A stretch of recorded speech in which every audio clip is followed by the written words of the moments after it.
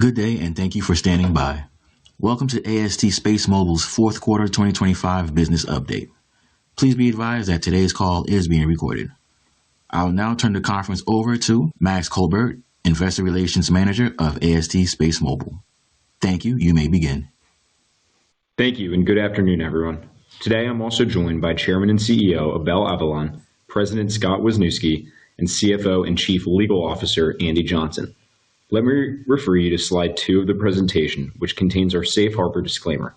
During today's call, we may make certain forward-looking statements. These statements are based on current expectations and assumptions, and as a result are subject to risks and uncertainties. Many factors could cause actual events to differ materially from the forward-looking statements on this call. For more information about these risks and uncertainties, please refer to the Risk Factors section of AST SpaceMobile's annual report on Form 10-K for the year ended December 31, 2025, with the Securities and Exchange Commission and other documents filed by AST SpaceMobile with the SEC from time to time. Also, after our initial remarks, we will be starting our Q&A section with questions submitted in advance by our shareholders. For those of you who may be new to our company and mission, there are nearly 6 billion mobile phones in use today around the world, but many of us still experience gaps in coverage as we live, work, and travel. Additionally, there are billions of people without cellular broadband and who remain unconnected to the global economy. The markets we are pursuing at AST SpaceMobile are massive, and the problem we are solving is important and touches nearly all of us. In this backdrop, AST SpaceMobile is building the first and only global cellular broadband network in space to operate directly with everyday unmodified mobile devices, supported by our extensive IP and patent portfolio. It is now my pleasure to pass this over to Chairman and CEO Abel Avellan, who will go through our activities since our last public update. Thank you, Scott. For the first time in 2025, AST SpaceMobile became a revenue-generating business as it significantly advanced all key aspects of our operations, including commercial, government, manufacturing, spectrum rights, IP portfolio, and capital position. The combination of these efforts resulted in the successful launch and unfolding of our next-generation BlueBird satellite, BlueBird 6, the largest ever commercial communication array deployed in low Earth orbit, to enable the first and only global space cellular broadband network for government and commercial customers. On the financial front, during 2025, we raised over $3.5 billion in capital and reported revenue of over $70 million for the full year and signed over $1 billion of minimum committed revenue. Operationally, we plan to ramp our satellite manufacturing efforts and launch cadence this year while we're rapidly accelerating our government and commercial businesses. We entered 2026 with a strong momentum and clear vision as we led the space-based cellular broadband industry, a market that we invented. 2026 will be the year we scale our space-based direct-to-device constellation from initial commercial activation to start of commercial service, with mobile network operator partners in key markets like United States, Europe, Japan, Saudi Arabia, and other key strategic markets like the U.S. government. In just over 1 year since the orbital launch of our first 5 Block 1 BlueBird satellites, we developed our Block 2 BlueBird program, which is roughly 3.5 times larger and 10 times the capacity of BlueBird 1 to 5, breaking our previous record on both size and capabilities, and then scale, test, launch, and successfully unfolded BlueBird 6, our next generation satellite of approximately 2,400 square feet. BlueBird 7, identical to BlueBird 6, is encapsulated and ready to launch within the next New Glenn launch vehicle at Cape Canaveral and is awaiting orbital launch, which is expected in March. Our upcoming launch advances, our deployment goals aboard New Glenn will feature a 7-meter fairing, enabling twice the payload volume of the 5-meter class commercial launch vehicles to support up to 8 of our largest ever Block 2 BlueBird satellites. We expect to fully utilize New Glenn fairing capacity as we progress through our orbital launch plans. We are especially excited to share this milestone with many of you who we hope will join us in Florida during our next launch. Looking ahead, we're expecting 2026 to be a very active year, particularly as we progress into second half. We remain on track to achieve our target of deploying 45 to 60 satellites into low-Earth orbit by the end of this year, with current expectations closer to 60 satellites ready to ship and 45 satellites in orbit. We continue to expect launches planned every 1 to 2 months on average, starting with our first New Glenn launch expected in March. The New Glenn launch vehicle is completing final readiness for our fully encapsulated satellite, which was handed off on February 18. Importantly, this launch will be the first New Glenn launch to use a previously flown first stage, which support our launch cadence during 2026. We expect the New Glenn booster to be reused every 30 days or less after our oncoming launch. Our launch plans include a total of 12 additional contracted launches across several launch vehicles. Lastly, we also recently signed an additional agreement to integrate our satellites with a new heavy launch vehicle to be on standby in their manifest. We are laser focused and working tirelessly on delivering our Micron, phase arrays, and full satellite production goals. On the manufacturing front, we continue to ramp our operations. We exited 2025 having reached a production capacity to support up to 6 satellites worth of Micron and phase array per month. And we expect to achieve a testing, assembly, and integration cadence of 6 satellites per month in the first half of 2026. Bluebird 8 to 29 are in various stages of production, and we are scheduled to complete assembly of 40 satellites equivalent of Micron by the first half of 2026, bringing us to Bluebird 46. A detailed cadence of our 25 and 26 deployment plan is shown in the company quarterly presentation found on our IR website. After Bluebird 7, our satellite will support a stackable configuration of 3, 4, 6, and 8 satellites per launch, which allow us to meet our 2026 deployment goals.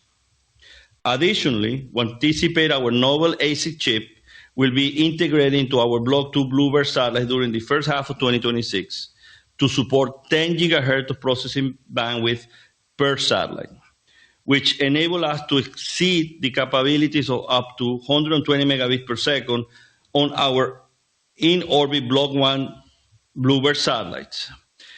These data rates are high enough to achieve the native cellular capability that consumers now expect everywhere from areas not served or not served good enough by terrestrial connectivity.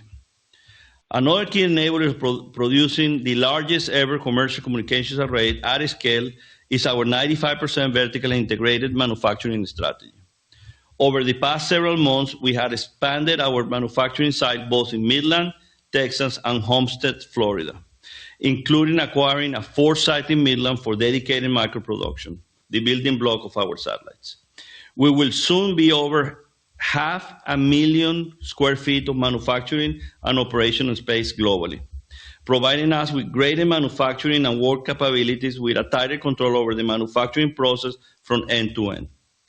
This rigorous effort, strengthened by our skilled workforce, enable us to proactively manage nearly every step in the process, including securing long lead materials well in advance of satellite assembly, while keeping our materials and components costs low. Simply put, we are the first company in history of commercial satellite manufacturing to produce satellites of our size and power at scale. Together, our key technology differentiation in the size of our satellite, spectrum availability, and custom ASIC that support today's capability of cellular broadband from space, supported by our extensive portfolio of over 3,100 patent and patent pending claims. 2026 is the year we scale commercial operations. We are the only company capable of delivering 4G and 5G, and in the future, 6G broadband speeds sufficient for voice calls, voice over LTE, live video calls, streaming, and full internet access directly to modified devices. Our technology is anchored by our ability to manufacture the largest commercial communications array ever placed into low Earth orbits, creating a durable technology advantage. Our satellites enable digital beamforming and are capable of multi-carrier aggregation in multiple frequencies, supporting simultaneous users per beam, behaving like a terrestrial cell tower from space. When combined with our integrated ground space gateway architecture and growing commercial ecosystem with over 50 leading global mobile network operator partners who collectively cover nearly 3 billion subscribers. As Scott will discuss in more detail, we continue to expand our commercial ecosystem. In the fourth quarter of 2025, we announced a definitive commercial agreement with Verizon in the United States and STC Group in Saudi Arabia, and other key markets across the Middle East and Africa. As part of our 10-year agreement with STC Group, we receive a prepayment of $175 million in 2025, indicative of the ambition we both share in bringing connectivity gaps and delivering cellular broadband directly to devices. Recently, we announced partnership with Orange, Telefonica, CK Hutchinson, Taiwan Mobile, and progressing initiatives with Vodafone to bring our direct-to-device cellular broadband service to their markets, who are now part of our commercial ecosystem with over 50 leading global mobile network operator partners who collectively cover nearly 3 billion subscribers. To the date, our commercial advancement has positioned us to secure over $1 billion in total contracted revenue commitment from our commercial partners. As a reminder, our comprehensive spectrum strategy is defined by our access to approximately 1,150 megahertz of low-band and mid-band tunable MNO spectrum globally, which include 45 megahertz of MSS lower mid-band spectrum access in North America and 60 megahertz of licensed S-band spectrum priority rights outside North America. Our low-band spectrum strategy is centered around the use of premium multi-operator 850 megahertz cellular spectrum, which has important characteristics like longer reach, better penetration, and compatibility with existing 3GPP standards and devices. We have further strengthened this advantage through strategic MSS and cellular spectrum, including both premium, lower band, mid-band, L-band, and S-band spectrum priority rights, positioning us to reliably deliver cellular broadband service at a global scale.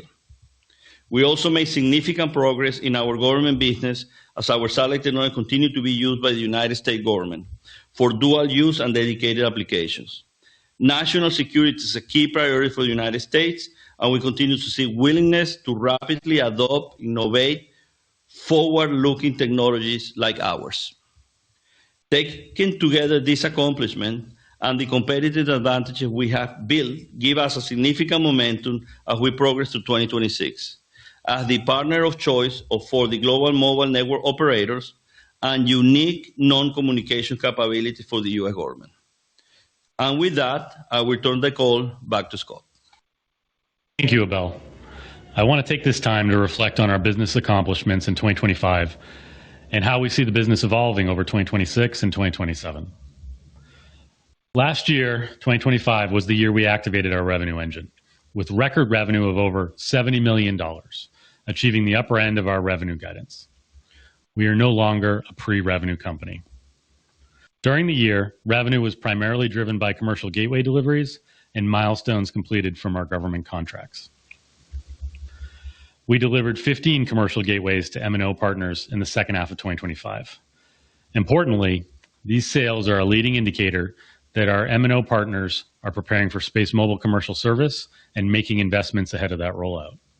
This was also a well-diversified set of initial gateway deliveries across 9 different customers across 5 continents, which starts to paint the picture of our initial commercial markets in the US, Canada, Europe, Japan, the Middle East, and Africa.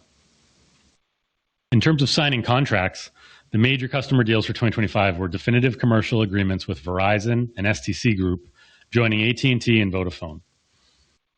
We continue to see heavy engagement from MNOs, resulting in good progress deepening and growing our partner ecosystem, taking advantage of our base of over 50 global MNOs with nearly 3 billion subscribers. We and our mobile network partners also recently announced additional specific initiatives with Vodafone, Orange, Telefonica, CK Hutchinson, Taiwan Mobile, among others, while formally unveiling Satellite Connect Europe and its leadership team as our European distribution joint venture with Vodafone. In 2026, we expect more MNOs to join the AST SpaceMobile network, and we expect to harvest our pipeline for many additional definitive commercial agreements as the contractual relationships mature with our existing partners beyond the investor MNOs. The U.S. government was also a significant contributor to 2025 revenue. During the year, we executed against our existing 10 contracts across an expanding list of interested agencies, developing and testing additional capabilities using our in-orbit infrastructure, capabilities critical to U.S. national security, including the Golden Dome project. The revenue derived from U.S. government is not dependent on full constellation deployment, but is more scalable by satellite count, which makes it an early, reliable contributor to revenue. As a reminder, the goal of these contracts is to develop capabilities that could grow into programs of record, with billions of annual revenue potential in aggregate for missions incredibly important to U.S. national security.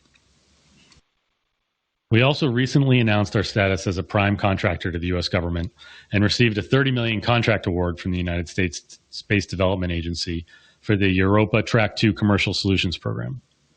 This contract focuses on developing immediate, resilient, and low-latency tactical satellite communications directly between government and devices. The award demonstrates how commercial space innovation can be rapidly integrated into national security missions. The award further validates the dual-use nature of our technology for both commercial and national security applications. Regarding the Golden Dome project, we continue to execute against our current contract with the Space Development Agency, and we were recently awarded an IDIQ contract under the United States Missile Defense Agency's SHIELD program. These awards position us to compete for a wide range of future activities to support one of the largest and most significant United States defense programs in history. As we turn the page into 2026, we see this year as an inflection point as we enter commercial service with our initial MNO partners, while also continuing to generate revenue from the commercial gateway and government strategies. Before the impact of commercial service revenue later in the year, we expect revenue to at least double versus 2025. In fact, our 2026 expectations are further de-risked given our contracted pipeline, which provides upside with additional government contract wins. Looking ahead to 2027, with a large-scale constellation in orbit, we see a really strong outlook for both commercial and government service revenue, to hundreds of millions of subscribers via a low-friction service offering provided when the subscriber needs it most. We also expect government revenue to continue to multiply in 2027, with significant upside depending on certain contract outcomes. We see the opportunity in 2027 approaching $1 billion in annual revenue, importantly comprised of revenue both long-term contracted or highly recurring in nature, subject to achievement of commercial and government service objectives. Going into the end of the decade, we see further multiples of revenue upside, driven by greater subscriber uptake and market extension.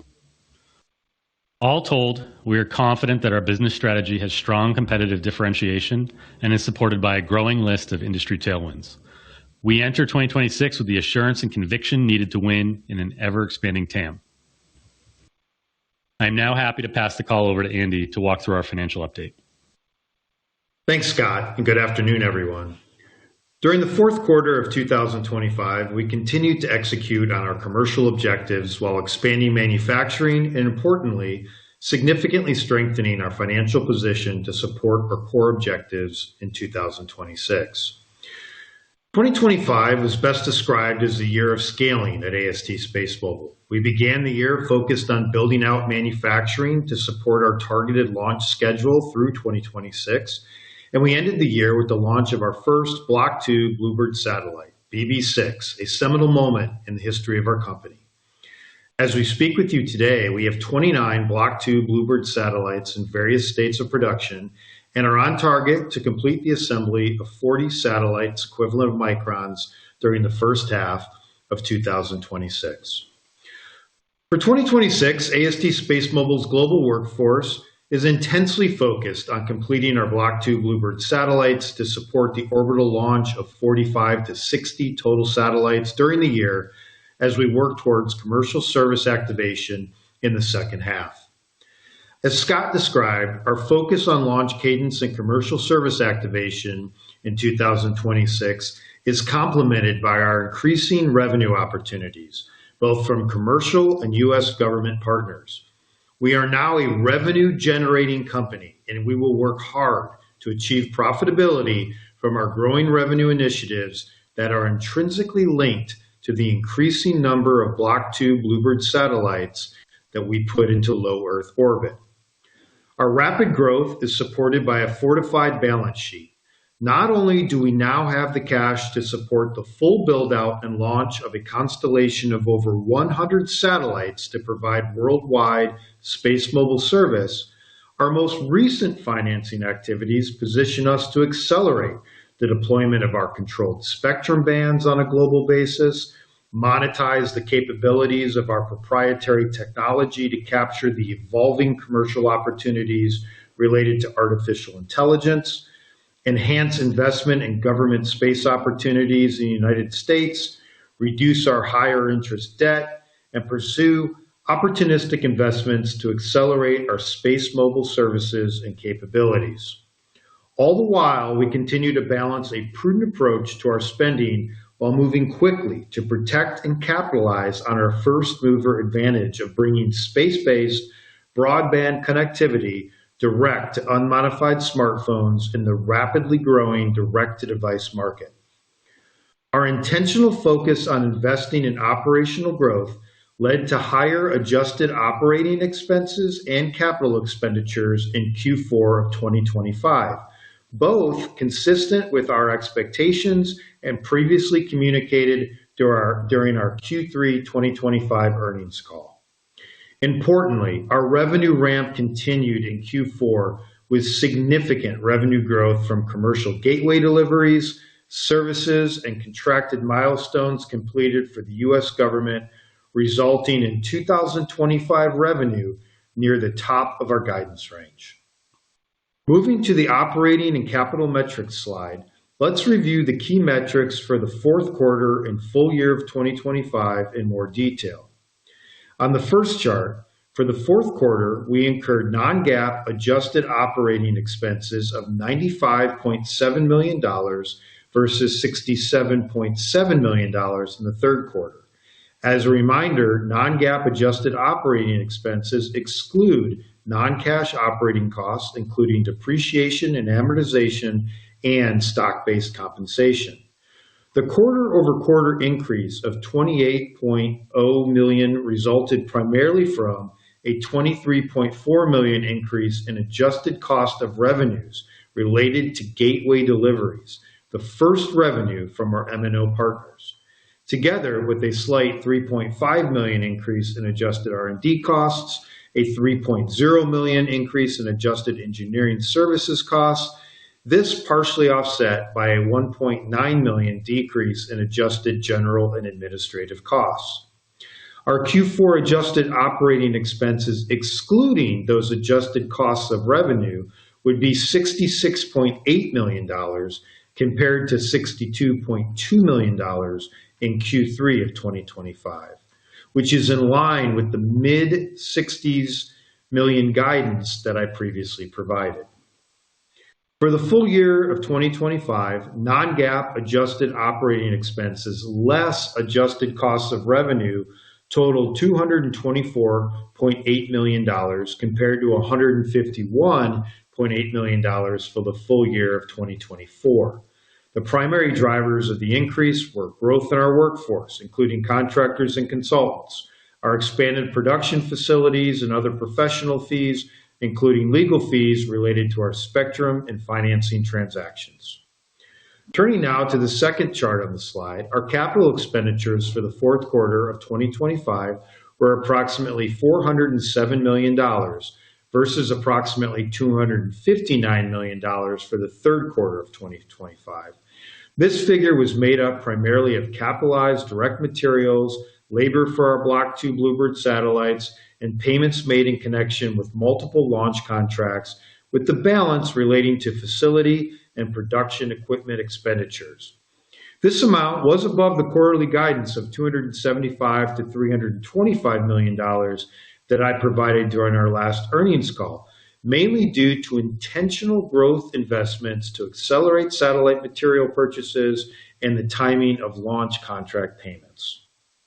For the first quarter of 2026, we estimate that our adjusted operating expenses, excluding cost of revenues, will be in the range of approximately $70 to $80 million as we add to our workforce and continue to design, manufacture, launch, and operate our growing satellite constellation, as well as pursue the monetization of our L and S-band spectrum usage rights.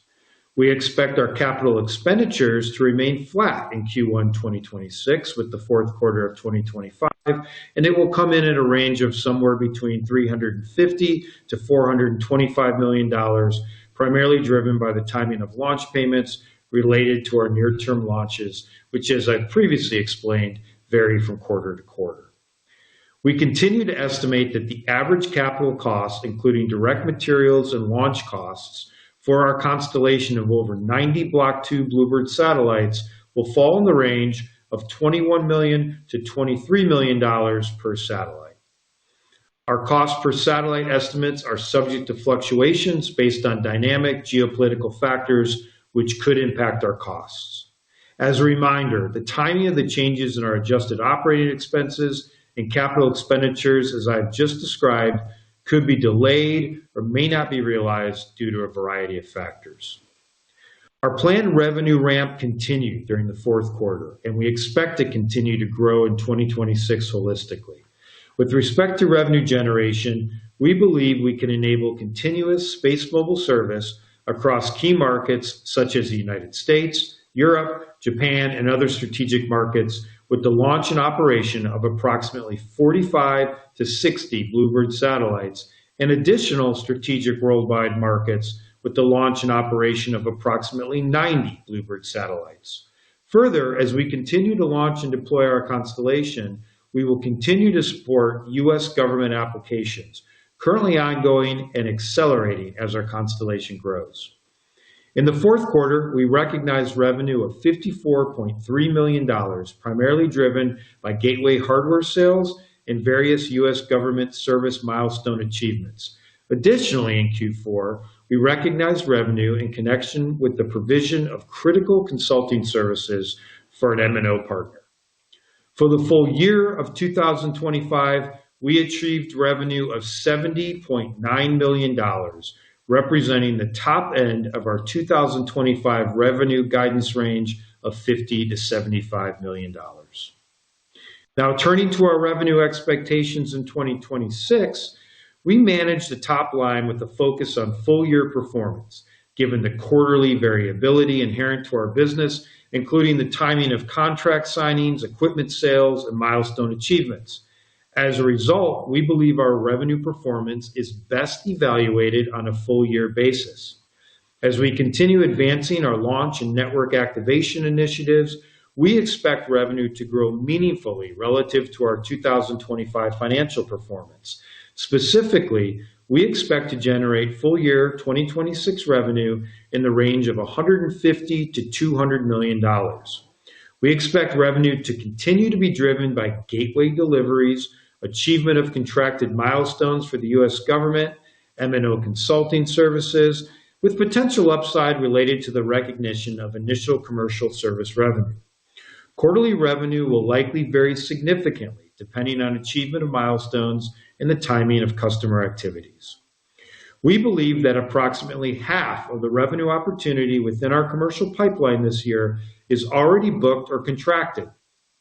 The remaining portion consists of a combination of advanced stage opportunities that have not yet been signed, as well as net new business we expect to secure over the course of the year.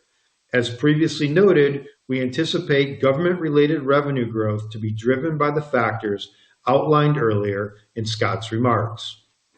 The achievement of our revenue plan remains subject to several contingencies, including the successful launch and deployment of Block 2 Bluebird satellites related to U.S. government applications contractual milestone achievements, critical gateway equipment sales to our MNO partners in support of their anticipated commercialization efforts of SpaceMobile service, and service revenues in connection with the activation of our commercial service provided by our existing and planned deployed and operational satellites. Finally, on the last chart on the slide, on a pro forma basis, inclusive of cash raised in February via the convertible notes offering with a 2.25% 10-year coupon at an effective strike price of $116.30 per share and the available liquidity under the at-the-market or ATM facility, our cash equivalents, and restricted cash as of December 31, 2025, was approximately $3.9 billion. Primary drivers for this cash increase include the execution of the two convertible notes offerings in October of 2025 and February of 2026 for a total of approximately $2.2 billion of net proceeds and approximately $706 million of net proceeds raised from the 2025 ATM facilities during Q4, leaving approximately $80 million available under that facility. In addition to capital raised via the recent 2.25% 10-year convertible notes, we also took action since our last earnings call by further reducing our outstanding debt related to the January 2025 and July 2025 convertible notes, each due in 2032. Following the February equitization transactions, we have now converted approximately $457 million of the outstanding $460 million of the January convertible notes into 19.2 million Class A shares and $250 million of the outstanding $575 million of the July notes into 4.5 million Class A shares. We will continue to look at attractive debt reduction efforts, including convertible notes, as the year progresses. Given the current strength of our balance sheet that now includes cash equivalents, and restricted cash and available liquidity under the ATM facility of over $3.9 billion on a pro forma basis as of December 31, we are now not only fully funded to manufacture and launch a constellation of over 100 satellites to provide worldwide SpaceMobile service, but we have increased our financial flexibility to make further investments to expedite the timing of and augment the capabilities of our SpaceMobile service. At this time, we do not have any plans to pursue additional convertible debt. The combination of increasing commercial and government opportunities, rapidly scaling manufacturing and satellite launch operations, and a fortified balance sheet firmly positions AST SpaceMobile to achieve our objectives on behalf of all of our stakeholders in 2026 and beyond. I am incredibly proud of the significant progress our company made in 2025, backed by the intense focus and tireless efforts of our worldwide workforce. It's now time to further execute on our launch cadence to bring SpaceMobile service to connect the unconnected in the coming periods. And with that, this completes the presentation component of our business update call, and I'll pass it back to Scott. Scott? Thank you, Andy. Before we go to the queue of analyst questions, would like to address a few of the questions submitted by our investors. Operator, could you please start us off with the first question? Justin from Georgia asks, any interesting learnings from BB6 and 7? Is the production of composite satellites going to be vastly different? Any unforeseen delays? Thank you, Justin, for the question. BB6, it is the largest phase array ever deployed in space. It's 3.5 times bigger than our previous deployments, which were also the world record on size. Going through that first deployment at 2,400 square feet successfully, learn how to capture, control, and manage the satellite at that at that size would allow us to actually do it much more faster. We do 7, 8, 9, 10, 11, 12, 14 satellites that are coming. So that, yes, that was a very, very important milestone in learning how to operate, deploy, and fly something of this size, which will help us to do it faster in the next deployments. The other thing that will happen going forward, passing 6 and 7, is that we're stacking the satellites. So we're not be launching individual satellites anymore. They will be packed in group of either 3, 4, 6, or 8 in a single launch. That is what will allow us to meet our launch cadence of this year, which we're expecting 45 satellites in orbit and 60 satellites ready to ship during 2026. Justin also asks, is there an updated timeline for the mid-band constellation for using L and S band spectrum? Yes, there is. We're planning to start launching the mid-band constellation by the end of the year. The mid-band constellation had the advantage of combining 3GPP, standard operator-owned frequencies, and also our L and S bands, which combined give a great flexibility to the offering, and also allowed us to continue to increase the data rate capacities that we have in our system, going way above our 120 megabits per second that we already have in Block 1. So that allows a combination of IMT spectrum, which we see it like a RAN extension to extend capability in places where there is no spectrum light up, to overlay spectrum in our LNS in order to cover all locations as a supplement and an augmentation of the terrestrial network with data rate that far exceeds our current 120 megabit per second in the low band Block 1 satellites. With the largest satellites and with access to combine in certain regions to over 100 megahertz of spectrum, combining the spectrum of our network partners and our own, this will give a true broadband experience on a global basis. Leading from New Zealand asks, with the larger designs complete and being produced, do you anticipate future R&D or new product lines? This may be data centers, exclusive military constellations, collecting data on usage, providing aircraft and ship traffic radar, etc. Thank you, Leiden.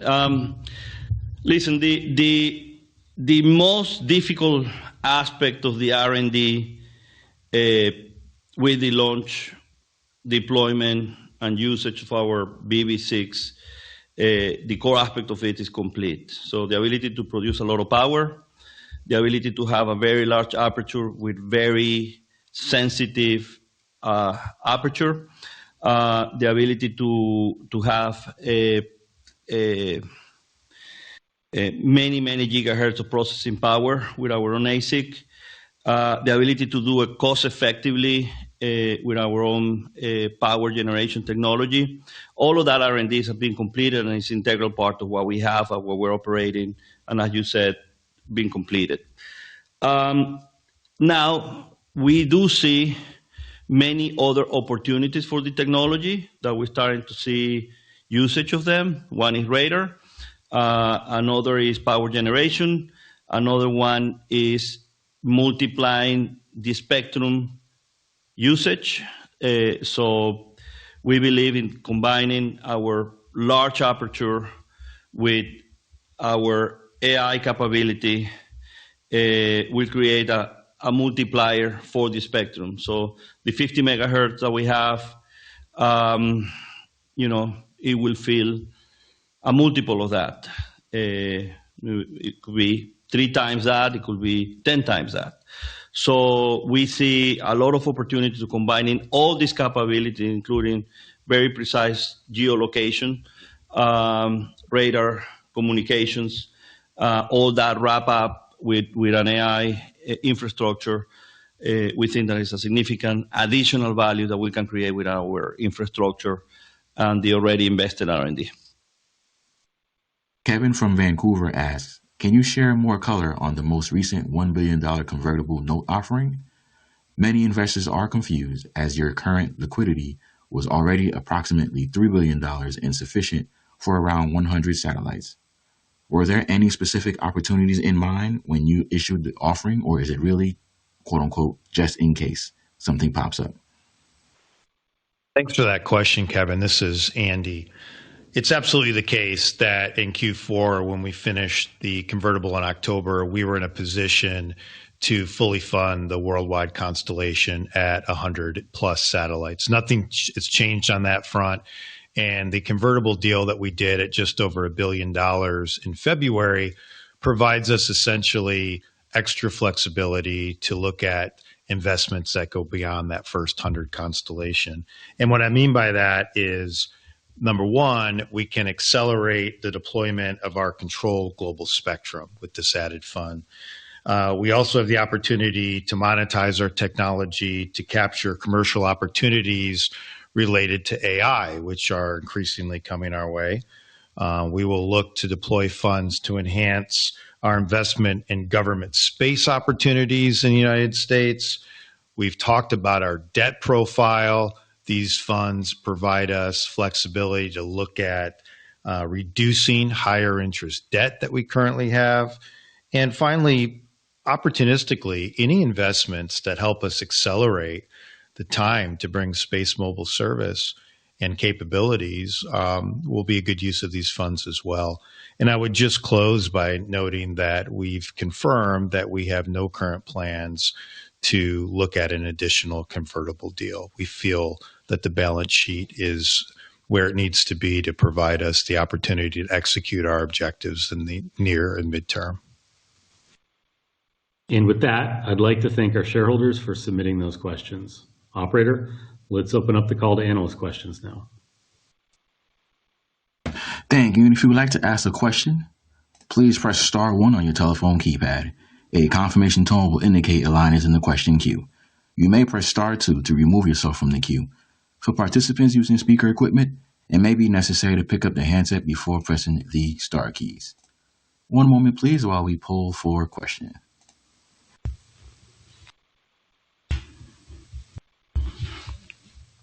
Our first question comes from the line of Griffin Boss with B. Riley Securities. Please proceed with your question. Hey, good afternoon. Thanks for taking my questions. So first, I just want to talk about, this expanding TAM that you've talked about with the dual use capabilities and government contracts. Do you see any scenario where you build and launch future Blackbird satellites with different payloads that might be exclusively for government customers or applications? Hey, how are you? Listen, the satellites are really designed to manage all these applications in a single platform. So we do not need multiple satellites for multiple payloads. The core applications for our government contracts, for our partnership with the MNOs, are all possible through the same platform, which are in fact already being used in combination of the two. So we want to maximize and take advantage of a platform that can be used simultaneously for the two TAMs. Got it. Okay, understood. Abel, thanks for that. And then just second one for me, you always mention your thousands of patents, and you talked about on this call, your expertise in building and deploying massive structures in low Earth orbit that could be used for myriad opportunities, and you specifically call out these burgeoning opportunities in AI. You call that out with the convertible raise too, but you have this one specific patent that's been of interest to us for a while for thermal management systems for structures in space, and that's a patent that describes a process for satellites wherein heat is dissipated locally at each antenna, and heat can be directed to each antenna assembly during periods of extreme cold. So just curious if you could maybe elaborate on that specifically, as well as your other capabilities and how that could potentially be used for opportunities in data centers in space, or why that makes AST satellites attractive for those types of capabilities. Yeah, no, absolutely. I mean, there are many key enablers that needed to be designed by us and deployed in patent in order to solve probably the most difficult problem, which is connecting broadband regular handsets. So for that, we needed to develop and vertically integrate 95% of our technology, had the technology to produce a low-cost power. That's a very significant of satellites our size. We are on a factor of 10 lower per square meter power production of what historically manufacturers had been using. The size of the satellite, and then the ability to generate power at a low cost per square meter, and then being able to dissipate and effectively run a lot of wattage per square meter within the power constraints of space. So that's where we have built up a significant portfolio of IP. That is a particular, I think you hit it right. That's a particular technology that enables a lot of things. Then when we talk about the ability to manage the spectrum using AI capabilities, we call it AI spectrum management. The ability to use these satellites not only for communications, but other applications like radar.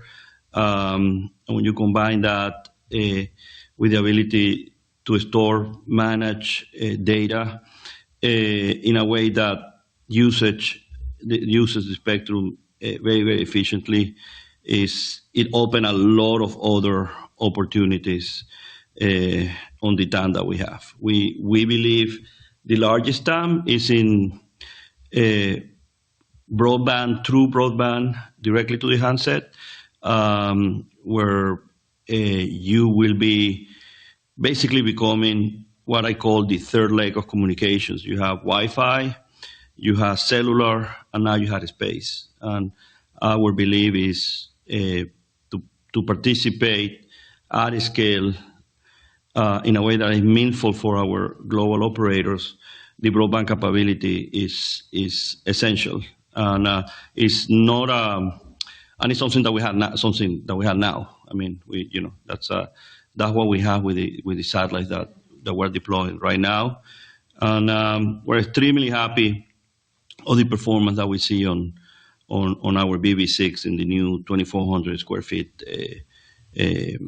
platform that we just launched. Got it. Thanks for all the color, Abel. I'll hand it off here and hop back in the queue. Thanks for taking my questions. Thank you. Our next question comes from the line of Colin Canfield with Cantor Fitzgerald. Please proceed with your question. Hey, thank you for the question. As we parse out the comments that you talked about on 2028 revenue potential, just kind of thinking of like the bull bear of what you said, so multiple versus 1 billion of potential in 27, which suggests, let's call it 1.5 to 3 for 28. How does the team kind of think about the mix of opportunities between government and B2B customers? And then kind of within B2B, how do you think about tech discussions between communications, intelligence, and on-orbit compute? Thank you. Thanks, Colin. I'll take that.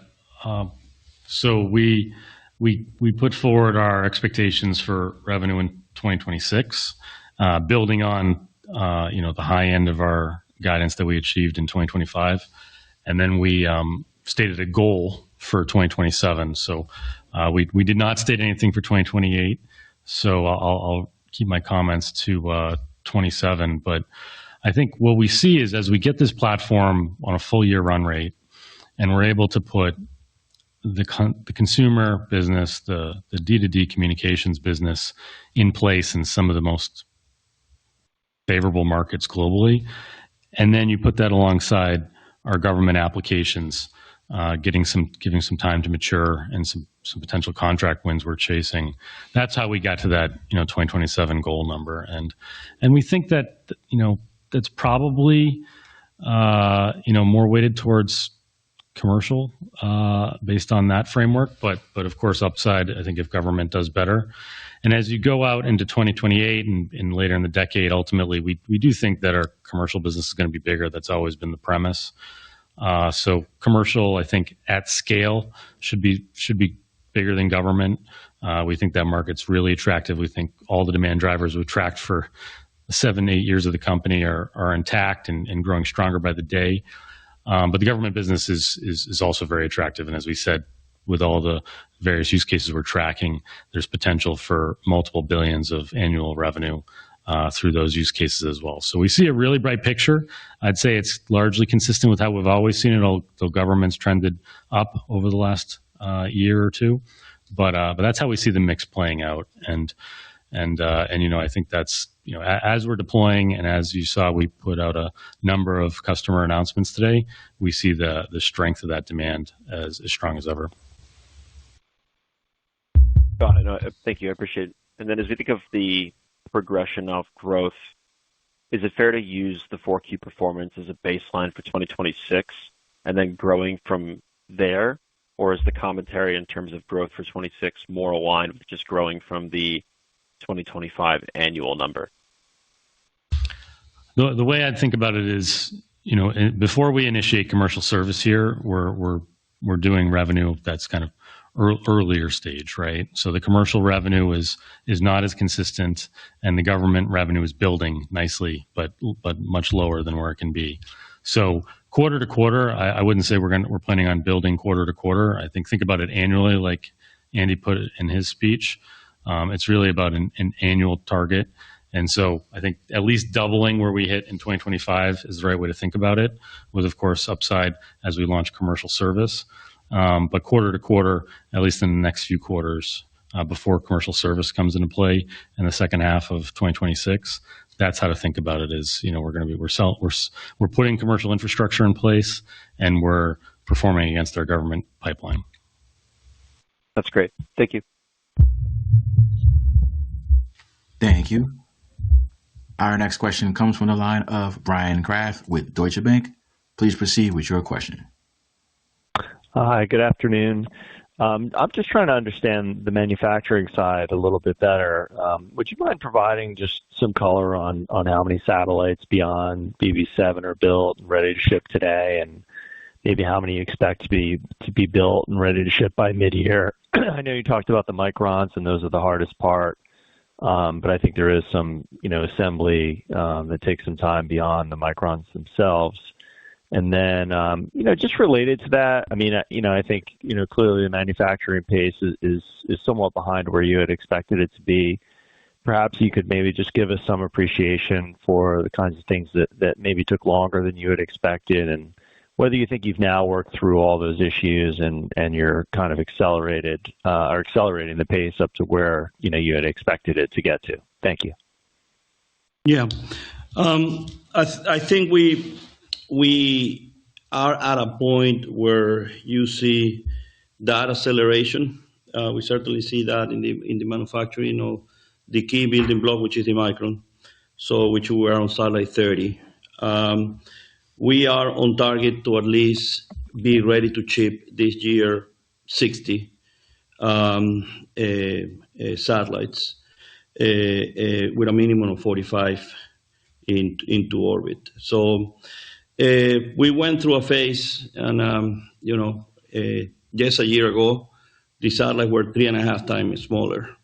They were already very big. They were the biggest ever launch. These ones are 3.5 times bigger, and that's BB 6 and 7. Past that, basically, what is something that help us to accelerate our cadence of satellites in orbit is we are able to stack them, and that stack is difficult. You need to be able to stack either 3, 4, 6, or 8 satellites, and that is near completion. So that's that where you see you see batches of 6 in the getting out of the factory very soon here.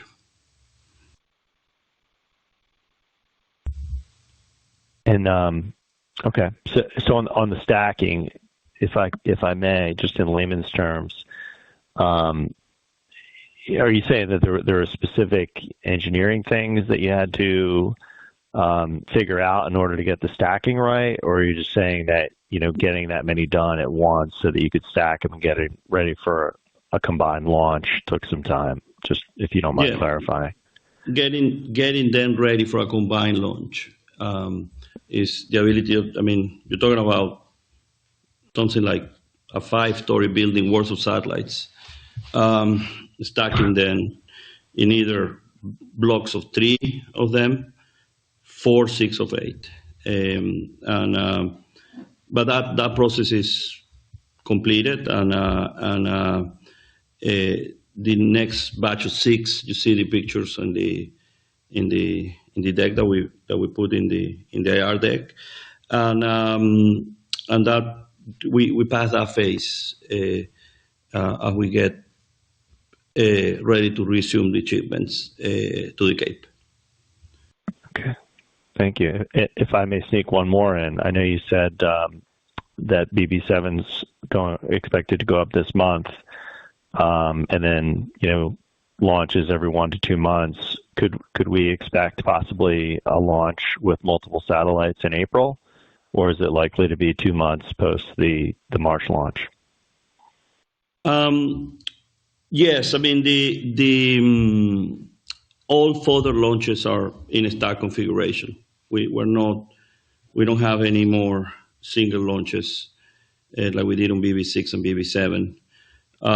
This next coming launch is super important for us, as basically allows to reuse the first stage of the New Glenn, which is the only platform commercial that exists that can actually stack 8 of our satellites. There are other platforms that stack 6 or 3, but with the New Glenn we get the maximum amount of satellites per launch, and that ability is becoming available with the new satellites. And Brian, I just add, we expect to ship that next batch in April. So depending on timing and of course under ideal conditions, it's about 3 weeks or so to launch from there. So we're not going to speculate on launch timing for that, but we look like we're going to be in a position to ship those in April, and you can see that on page 10 in our deck. Okay, great, thank you. Thank you. Our next question comes from the line of Louis DePalma with William Blair. Please proceed with your question. Good evening, Abel, Scott, and Andy. Congrats on all of the partnership announcements and the progress with your constellation. First, I was wondering, are you in Barcelona for the conference, and will there be more announcements this week besides what you've already announced? Are you holding back certain announcements? Hey, how you doing? It's Scott here. Yeah, we are in a conference room in Barcelona, so it's great to do the call this quarter on the road. But yeah, we had a flurry of announcements today, and yeah, you can expect more for the rest of the week as well. Excellent. And my second question is, what service level will your network support when you launch the different beta offerings in the summer? will there be different phases in terms of the service capabilities as more satellites come online, or like should like the initial beta that launches whenever that takes place, will that have like close to a true 5G experience? Yeah, the way to think about this is peak data rate. What peak data rate you can expect on the phone will be directionally proportional to the amount of spectrum that we get allocated.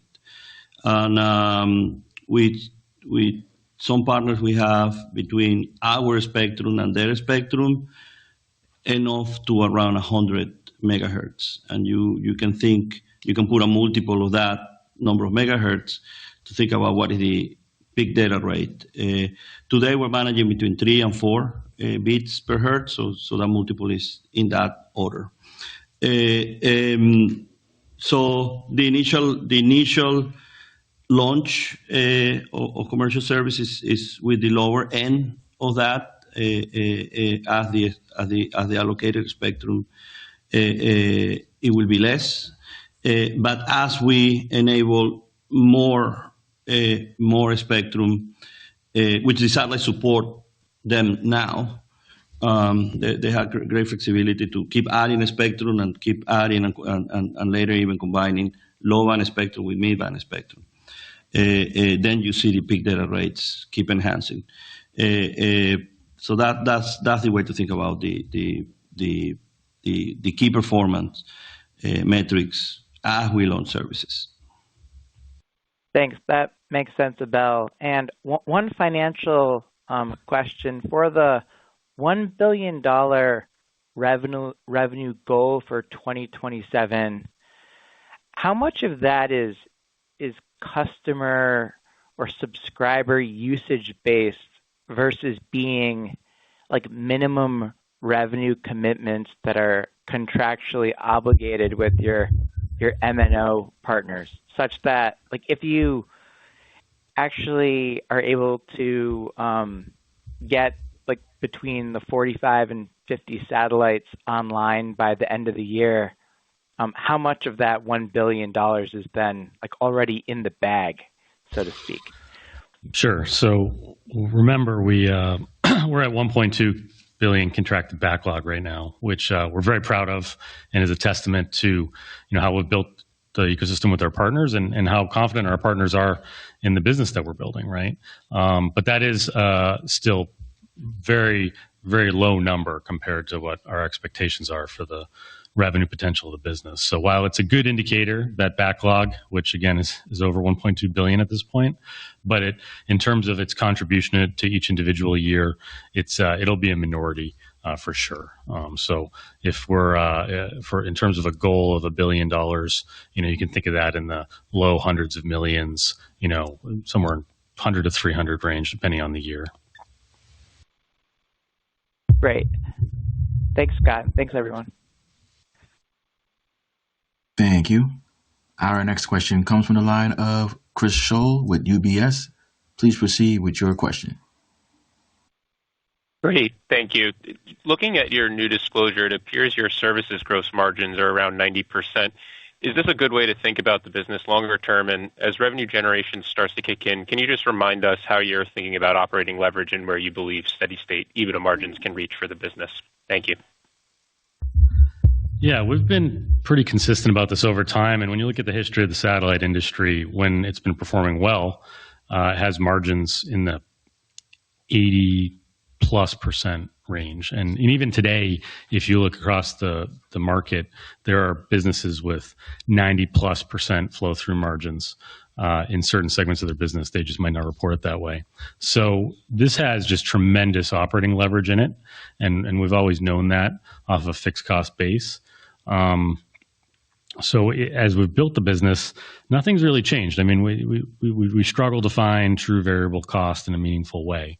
And this is compounded by the fact that, remember, our go-to-market strategy is with a revenue share. So that is a big way that we even get greater leverage in the business and make it not just wholesale, but super wholesale.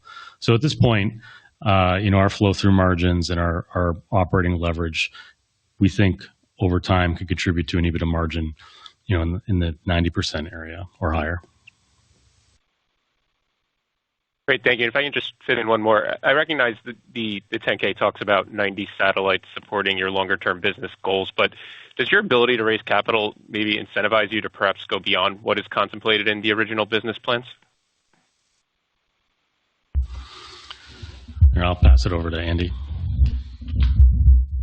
I think having that flexibility, the capital markets have been wonderful for us over the past year. So that's absolutely the case. But the reality is when we get our constellation built, we're going to get leverage in the P&L to actually be cash flow positive from operations. So we don't feel like at this point we need to look beyond what we've raised right now. It provides us the flexibility to make additional investments, opportunistic, and some of the other things that we're doing on our spectrum strategy. But the real goal is to generate revenue and profit from the constellation as we get it launched. So that's kind of how we're thinking about it right now. But it's certainly nice to have the balance sheet fortified the way it is. Okay, great. Thank you. Thank you. Our next question comes from the line of Greg Pendy with Clear Street. Please proceed with your question. Hey guys, thanks for taking my question. Just a real quick one on the operating expenses that you outlined. Could you just remind us what you said, and does that include what will likely be spectrum licensing fees, maybe around $20 million a quarter, or spectrum lease payments? Yeah, this is Andy.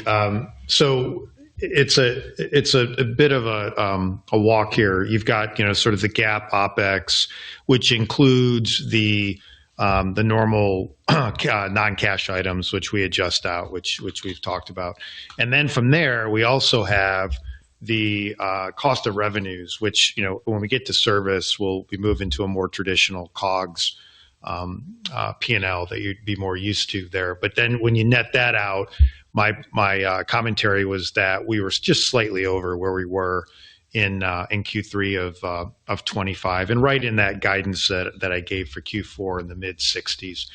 It does not include spectrum costs as you described for licensing, given that those are capitalized until we actually start monetizing that asset. And of course, we're at the point where we're awaiting FCC approval. So we will speak to that as a specific item when it comes time to kind of build that into the operating expense. But right now, apples to apples, that's been out during the course of 25.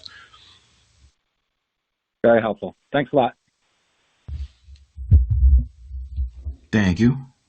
And we have reached the end of the question and answer session, and therefore I'll now turn the call back over to Scott Wisniewski for closing remarks. Thank you, operator. And we want to thank all of our shareholders and research analysts for joining the call. We hope to see many of you down in Florida at our upcoming launch. Thank you. Bye. And this concludes today's conference, and you may disconnect your lines at this time. Thank you for your participation.